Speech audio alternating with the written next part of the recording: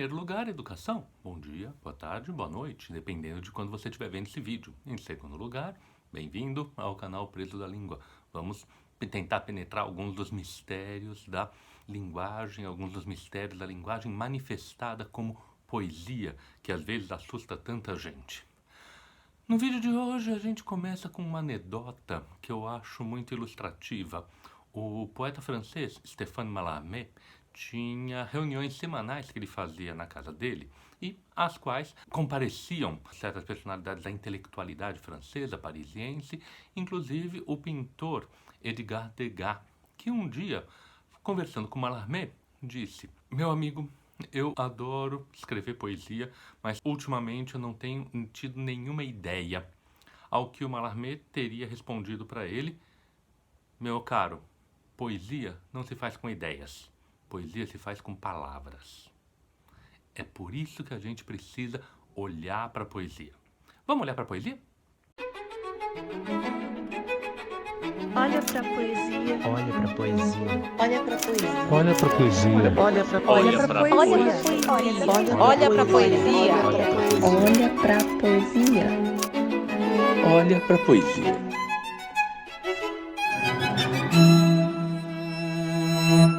Uma das coisas que muito frequentemente acontece comigo, por ser uma pessoa que gosta de poesia e convive com a poesia, é receber recomendações de poesia.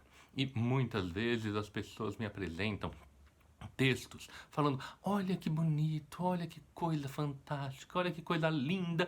E eu vou ler. É ruim. É muito ruim.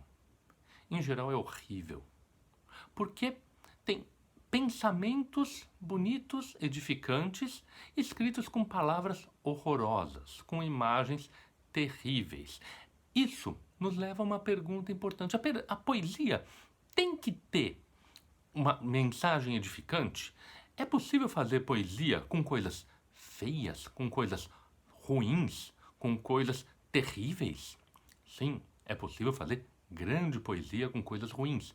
E é por isso que a gente hoje vai olhar para um poeta terrível e maravilhoso ao mesmo tempo, que é o Augusto dos Anjos.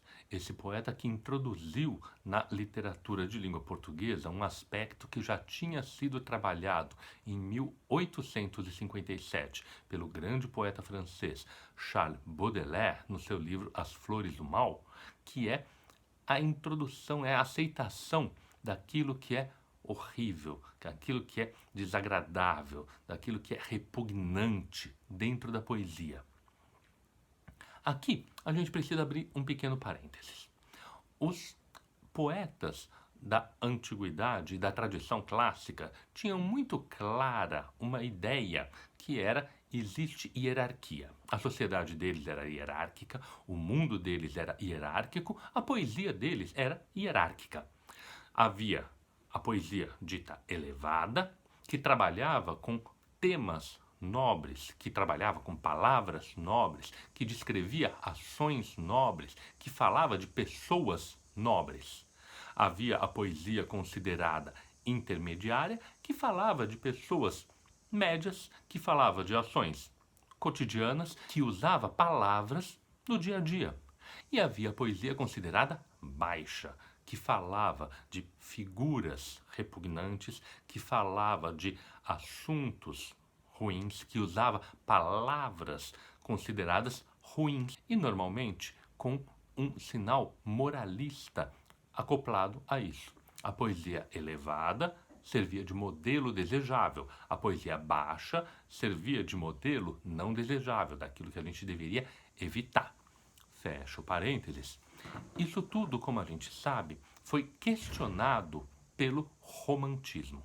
O romantismo foi um movimento enorme, cultural, intelectual, poético, também artístico, que desafiou as bases da sociedade nobre que vinha se mantendo até o final do século XVIII. A ideia era: se a sociedade não tem mais hierarquias, na pequena ilusão que eles tinham na época de que a sociedade burguesa era uma sociedade sem hierarquias. Então, se a sociedade não tem mais hierarquias, a arte não tem mais hierarquias também. Então, é possível falar de tudo e o tema do grotesco passou a ter uma importância fundamental. É aí que entra o Charles Baudelaire para escrever um poema absolutamente emblemático chamado A Carniça, no qual ele descreve com requintes de detalhe e com imagens poéticas elevadas uma carniça apodrecendo à beira da estrada, enquanto relembra a sua amada que aquela carniça que quase causou vômitos nela é o que ela vai virar um dia e ele vai continuar amando-a enlouquecidamente, ainda que ela seja um pedaço de carne putrefato embaixo da terra. Essa imagem que chocou a muita gente é uma das que serve de modelo ao nosso querido Augusto dos Anjos, poeta paraibano que nasceu em 1884, morreu em 1914, tendo publicado apenas um livro chamado Eu. É do livro Eu que a gente tira a psicologia de um vencido. Eu, filho do carbono e do amoníaco, monstro de escuridão e rutilância, sofro desde a epigênese da infância a influência má dos signos do zodíaco. Profundissimamente hipocondríaco, este ambiente me causa repugnância. Sobe-me à boca uma ânsia análoga à ânsia que se escapa da boca de um cardíaco. Já o verme, esse operário das ruínas, que o sangue podre das carnificinas come e a vida em geral declara guerra, anda a espreitar meus olhos para roê-los e há de deixar-me apenas os cabelos na frialdade inorgânica da terra. Definitivamente não é um poema bonitinho, muito pelo contrário. É um poema forte, é um poema extremamente impactante, que usa palavras que não são normais. Aqui, outro parênteses, alguém recorda a crítica feita pelo João Cabral de Melo Neto no poema que a gente leu aqui, a W.H. Auden, em que ele dizia que a poesia é uma língua que se estreitou na cantilena e é estreita de coisas e rimas? Pois bem, é exatamente sobre isso que o João Cabral está falando. Essa sensação de que o poema do Augusto dos Anjos é algo que não encaixa, que não está correto, é exatamente a nossa mesmice de aceitar apenas certos assuntos e certas imagens dentro da poesia. É disso que ele está falando. Fecho parênteses. Pois bem, não é um poema simples, não é um poema fácil, não é um poema edificante. A poesia tem que ser edificante? Não. A poesia tem que ser poesia, tem que ser boa poesia. E lembrando o nosso amigo Stéphane Mallarmé, a poesia é feita por palavras. E o que a gente tem aqui? Palavras que são muito pouco usuais dentro de um poema do ponto de vista que a gente está acostumado a entender a poesia. A gente tem carbono, amoníaco, rutilância, epigênese, hipocondríaco, verme. São todos vocabulários que, em geral, estariam restritos ao universo da ciência, ao universo do discurso científico. Mas o Augusto dos Anjos vai incorporar todos esses vocabulários, faz parte do estilo dele, é um distintivo muito fácil de reconhecer a poesia do Augusto dos Anjos ao reconhecer algum tipo de vocabulário científico. Ele não teve muitos herdeiros nisso na literatura de língua portuguesa e, certamente, ele foi o iniciador de uma vertente que se acabou não perpetuando. Então, essa é uma primeira coisa. Segunda coisa é onde estão colocados esses vocabulários? No nosso bom e velho soneto. No soneto super tradicional, com rimas bem feitas, com métrica exemplar, o Augusto dos Anjos traz todo esse vocabulário estranho que causa uma sensação de descompasso, de desacordo. Esse já é um ponto importante. Ele pega uma forma tradicional, ele pega uma forma que, vamos lembrar, 1912, quando foi publicado o livro Eu, o parnasianismo ainda estava com bastante popularidade no Brasil. E, de repente, diante daquilo que já estávamos acostumados, surge uma novidade, surge um corpo estranho. A poesia do Augusto dos Anjos introduz esse corpo estranho dentro da literatura de língua portuguesa. E essa é uma novidade interessante. É um corpo estranho que vai falar de quê? Da mais absoluta materialidade do corpo humano e da vida humana. Uma materialidade que desce, não mais como no poema da Dalgisa Neri que a gente viu, a materialidade do contato com o mundo, é uma materialidade telúrica, de contato com a terra, contato com os seres, mas aqui é uma materialidade orgânica, uma materialidade química quase, por assim dizer. Não é por acaso que esse poema já caiu em provas de vestibular, em provas de química, porque a questão queria saber se havia correspondência entre o enunciado poético e a realidade biológica que nós reconhecemos no mundo através da ciência.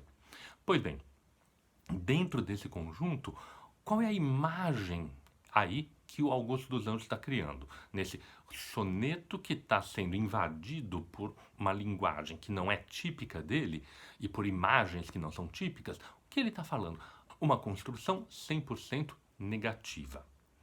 Eu, um monstro de escuridão, absolutamente material, filho do carbono e do amoníaco, sofro desde sempre a influência má dos signos do zodíaco, ou seja, uma coisa negativa. Na segunda estrofe, ele tem esse coup de force, palavra bonitinha para falar de uma resolução muito bem feita para um problema enorme. Ele junta apenas duas palavras para construir um verso decassílabo, profundissimamente hipocondríaco. E reforça a negatividade no ambiente que causa repugnância e essa ânsia que lhe sobe à boca, semelhante à ânsia de um cardíaco, a doença. E aí, introduz nos tercetos um dos seus personagens favoritos, que é o Verme, descrito aqui como um operário das ruínas, que come o sangue podre das carnificinas.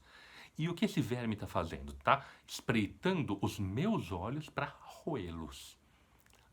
Quem já teve a oportunidade de ver um verme sabe que coisa desagradável. O verme aqui é neutro.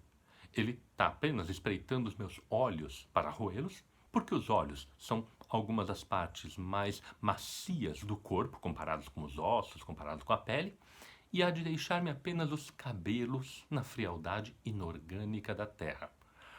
Uma mensagem absolutamente negativista, passo adiante, nihilista, filosoficamente negativista, não sobra nada, não sobra alma, não sobra esperança, não sobra nem o corpo, sobram apenas os cabelos no frio inorgânico da terra.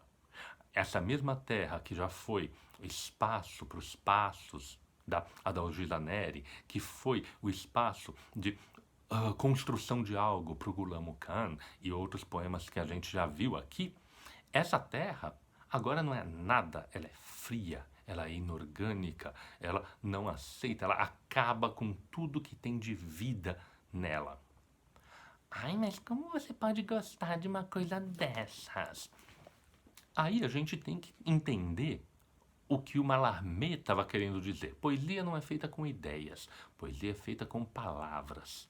Se a gente reduz o poema, se a gente reduz a nossa compreensão do poema apenas a uma mensagenzinha bonita que venha ou não venha, ou se a gente se fixa exclusivamente naquelas palavras que podem ser agradáveis ou que possam ser sonoras, a gente está reduzindo as possibilidades da poesia. A poesia recria um novo mundo, recria um mundo e desafia o mundo que a gente está vivendo. Por isso, ela tem que abrir espaço para o bonito, para o feio, para o elevado, para o baixo, para o alegre, para o triste. Porque a vida não é uma vida exclusivamente bonitinha. Quem tenta fazer da vida algo exclusivamente bonitinho acaba falhando terrivelmente, porque reprime as partes que fazem parte da vida e que não são tão bonitas assim. Sobre isso, Freud já falou muitas coisas e a gente poderia ficar horas aqui. Podemos até um dia trazer poesia de caráter freudiano para compreender um pouco como funcionaria isso. Mas o que o Augusto dos Anjos está reconhecendo é que a vida é maior do que esses sentimentos simplificados, do que esses sentimentos positivos apenas. Ela é maior do que aquela cantilena da qual o João Cabral de Melo Neto falou. Ela não é, no caso do Augusto dos Anjos, uma poesia restrita em coisas e rimas. Não, ela abre para muitas coisas. E por que não se pode abrir para o negativo? A vida contém o negativo. A vida contém o horror. A vida contém a desintegração. Então, a poesia tem direito de incorporar tudo isso. O que ela tem que fazer é incorporá-lo bem. O que eu estou querendo dizer com bem?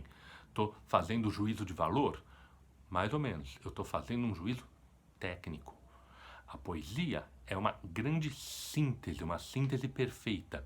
Como a gente havia dito aqui a respeito do No Meio do Caminho, um poema superficialmente simples da materialidade, da carnalidade, para sentimentos muito desagradáveis, muito angustiantes. Aqui, o Augusto dos Anjos está dando materialidade para outro tipo de sentimento. Ou seja, ele está expandindo a realidade, ele está expandindo a nossa compreensão de mundo. E nesse ponto é grandíssima poesia, que merece ser vista de novo, agora sem os óculos de preconceito que a gente geralmente tem ao achar que a poesia tem que ser uma coisa bonitinha que fala sobre algo edificante. Não, isso é autoajuda.